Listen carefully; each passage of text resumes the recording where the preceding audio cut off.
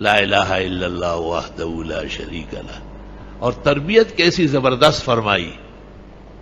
آپ کی خدمت میں غنائم میں غلام اور کنیزیں آئی، بہت سونے اور چاندی آئے، آپ نے سب کو بانٹا. تو فاطمہ الزہرا آئی اور حضرت موجود نہیں تھے، بی بی عائشہ اپنی ماں بن نسبت کو کہا.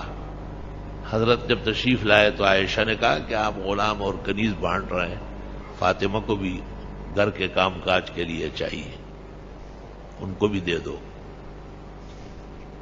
حضرت نے کچھ نہیں کہا. جب رات ہو گئی اور فرصت ہو گئی تو ان کے گھر تشریف لے گئے اور ان کے ساتھ پلنگ پر بیٹھ گئے اور ان کو کہا کہ غلاموں سے کنیزوں سے بہتر چیز بتاتا ہوں، رات کو سوتے وقت 33 مرتبہ سبحان اللہ، 33 مرتبہ الحمدللہ، 34 مرتبہ اللہ اکبر پڑھا کرے. یہ دنیا کے غلام و کنیزوں سے بہت بہتر ہے. دنیا کے غلام اور کنیزیں، ان سے تو جسم کو آرام ملے گا نا، لیکن تسبیحات سے روح و ایمان کو قوت نصیب ہوگی.